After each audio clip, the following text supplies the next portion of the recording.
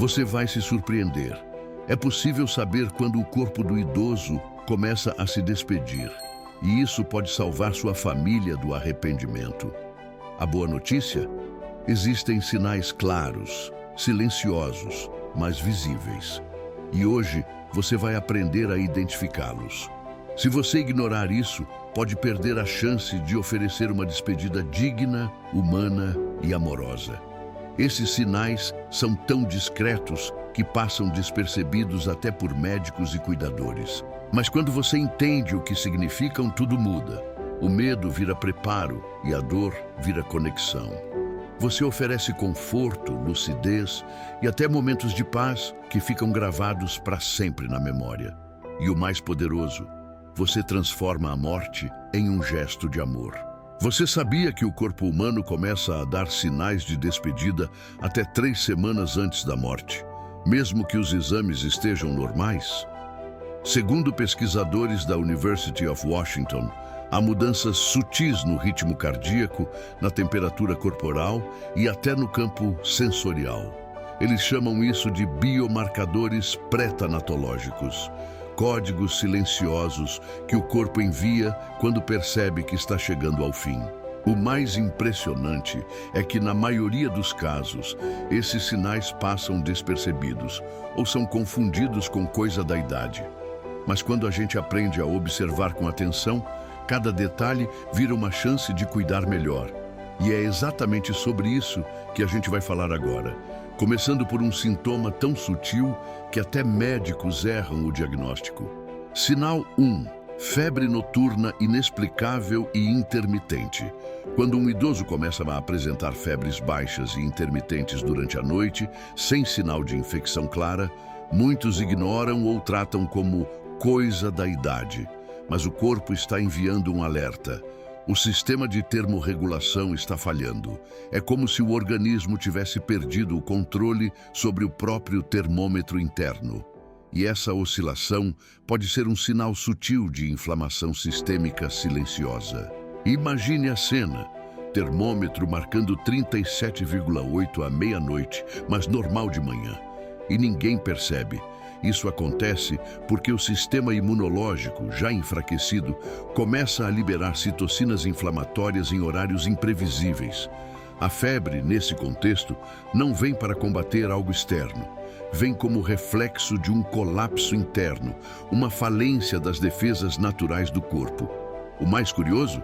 Às vezes a pessoa até sente calafrios ou suores noturnos, e tudo é atribuído ao clima ou à menopausa tardia.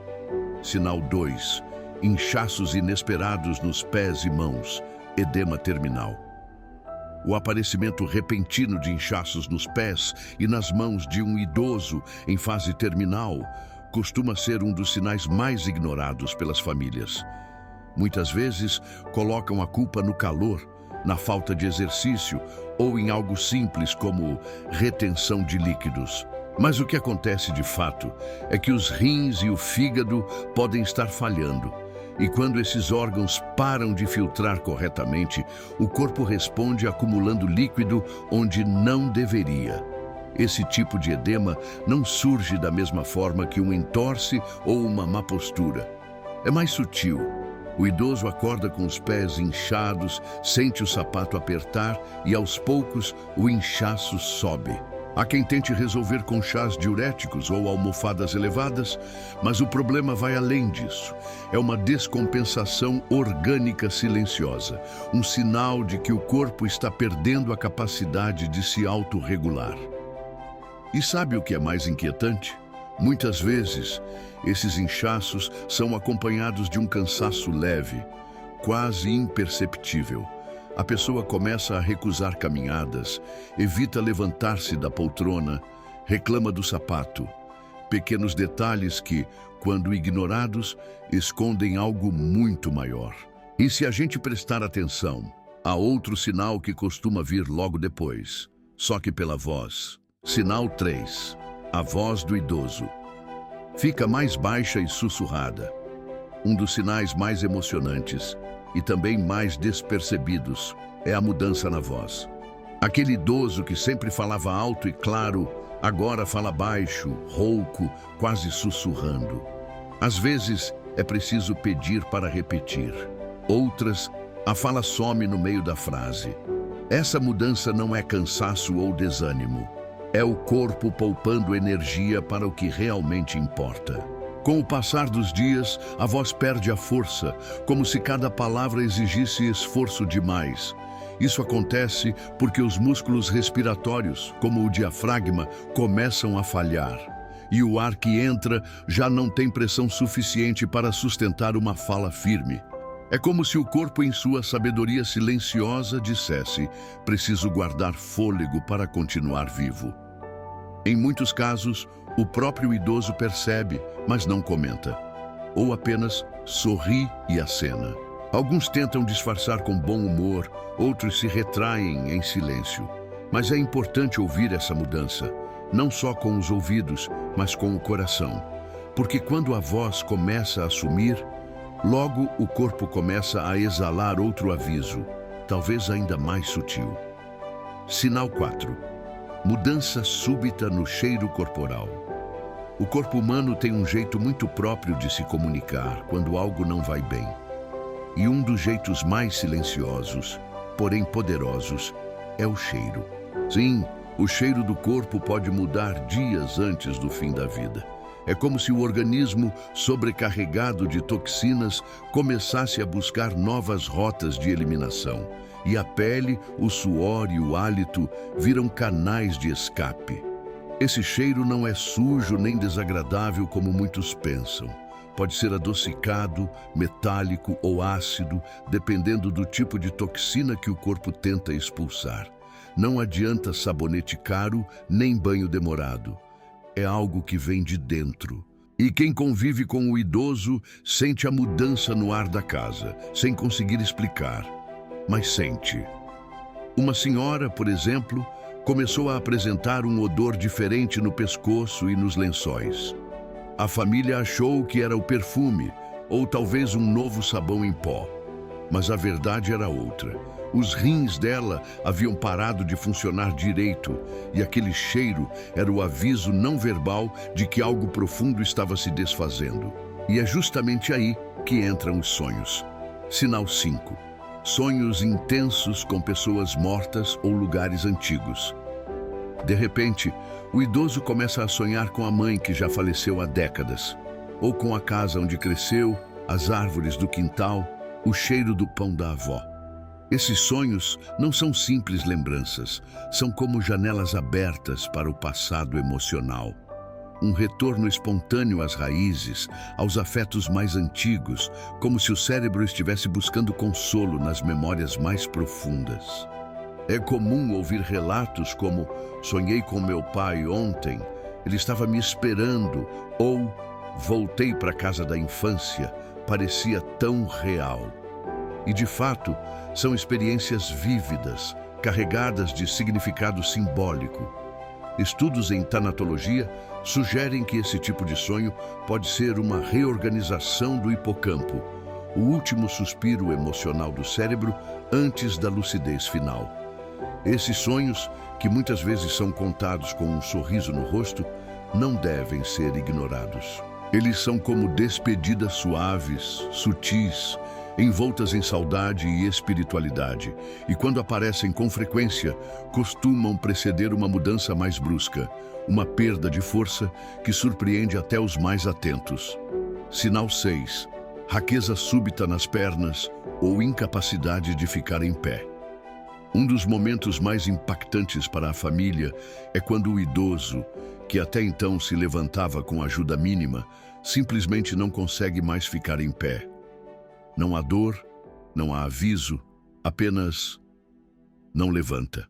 O corpo falha de uma hora para outra. E esse episódio é muitas vezes tratado como fraqueza da idade, mas não é bem assim. Essa incapacidade tem nome e peso. É a falência neuromuscular. Os nervos já não enviam comandos com força suficiente e os músculos, sem estímulo, se rendem. Não adianta forçar, empurrar ou incentivar com palavras. O corpo não responde porque está entrando em modo de preservação, poupando o que ainda resta para as funções vitais. Nessa hora, pequenas ações fazem diferença. Uma poltrona mais baixa, uma cadeira com apoio lateral, uma boa almofada entre os joelhos. Mas mais importante que o conforto físico é o emocional. Porque quando o corpo para de sustentar, os olhos começam a contar outra história. Sinal 7. Os olhos ficam parados ou com brilho opaco. O olhar de um idoso nos dias finais da vida é algo que marca para sempre quem está por perto. Ele perde o brilho, torna-se opaco, quase fosco. É como se a luz interna começasse a apagar-se aos poucos. Em alguns casos, o olhar fixa-se num ponto qualquer e permanece ali, mesmo com movimentos ao redor. Essa mudança tem base física. A hipoxia cerebral, a baixa oxigenação do cérebro, reduz a capacidade da retina de captar luz e da mente de interpretá-la. O idoso pode estar acordado, mas não enxerga com clareza, não reage a gestos nem expressões. É como se o mundo ao redor já não estivesse mais acessível ou mais necessário. E nesse silêncio visual surgem gestos emocionais. Um aperto de mão, um leve sorriso, uma lágrima solitária. Os olhos que antes falavam tudo, agora se recolhem. Mas ainda há tempo de cuidar, aliviar, humanizar.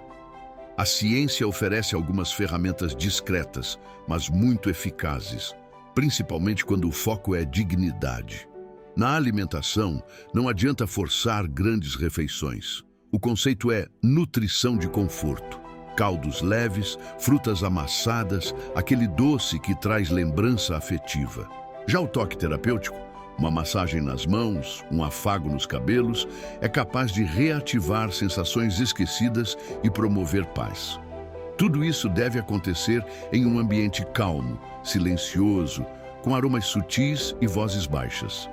Mas, acima de tudo, o mais importante é a aceitação simbólica, entender que o momento chegou e permitir que o idoso se despeça com leveza, sem tubos, sem pressa, sem medo.